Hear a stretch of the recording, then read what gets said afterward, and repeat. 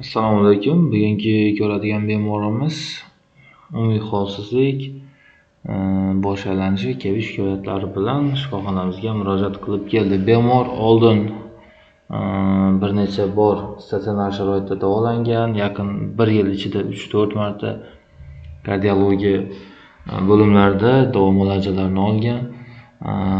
Vaqtinchalik yordam bergan davo muolajalari shifoxonamizga murojaat qilib keldi. Shundan keyin bemorda AV blokada 2-daraja Mobis 2 qo'yilgan. Holter tekshiruvida shunaqa diagnoz qo'yilgan, lekin hozir bizda ko'rishimiz mumkin holter tekshiruvida boshqacharoq natija. Videoni pauza qilib qanaqa qaysi turdagi blokada borligini topishga harakat qilib ko'rishingiz mumkin. Xo'p, bu yerda bemorda 3-daraja, ya'ni to'liq AV blokada mavjud.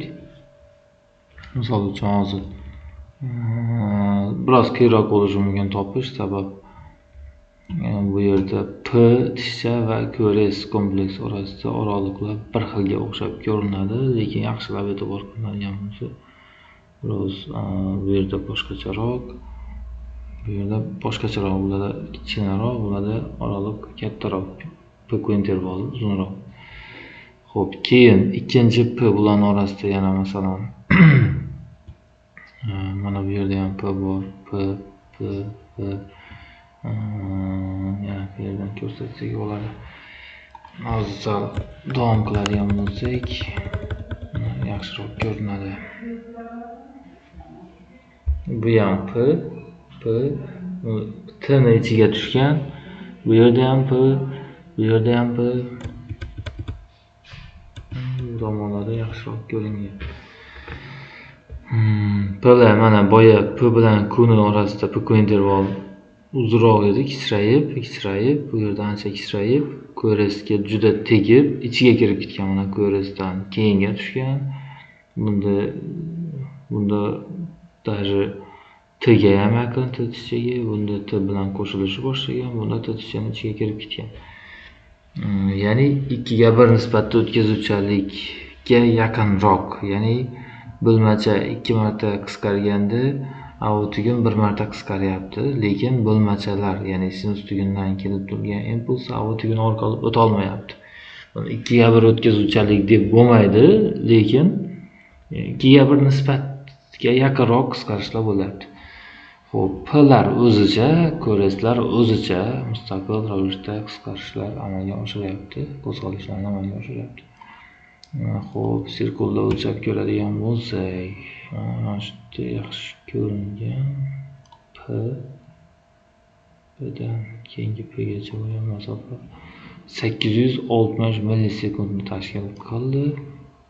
Bu Pdan Pgacha o'lchaydigan bo'lsak 790, Pgacha o'lchasak 830,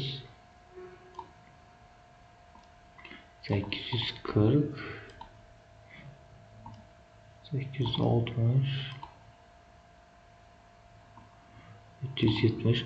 Bular deyarli bir xil, deyarli teng. Hozir sal to'liq olmagan bo'lishim mumkin, sal kattaroq, kichikroq olgan bo'lishim mumkin, lekin kataklarni sanab chiqadigan bo'lsak, masalan, misol uchun shuni ko'ramiz.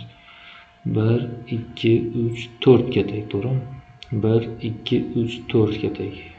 Endi 10% ga farq qilishi mumkin sinus aritmiya yoki bo'lmasa sinus tugundan chiqadigan impulslar odatda ruxsat beriladi 10-12% gacha farq qilishiga intervallari.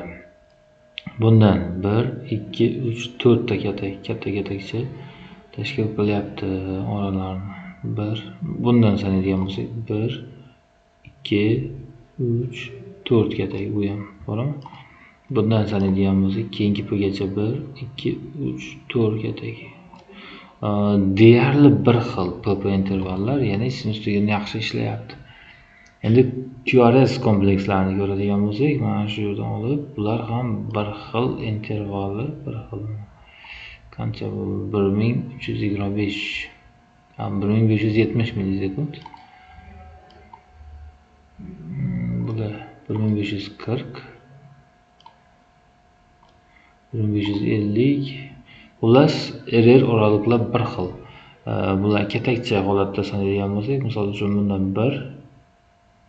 1 2 3 4 5 6 7 8 ta ketakcha. Bularniki ham 8 taga yaqin yoki ortiqroq chiqishi mumkin. 1 2 3 4 5 6 7 8 ketak. Xohlagan bittasini ko'ramiz. 1 2 3 4 5 6 7 8. AV tugunidan bitam bir xil bir me'yorda chiqyapti. Sinus tugunidan ham bir me'yorda chiqyapti. Lekin ularni aloqasi uzilgan, AV tugun umuman impuls o'tkazmayapti, o'zi alohida ishlab chiqaryapti. Xo'p, bu yerda yurak soni 38 ta.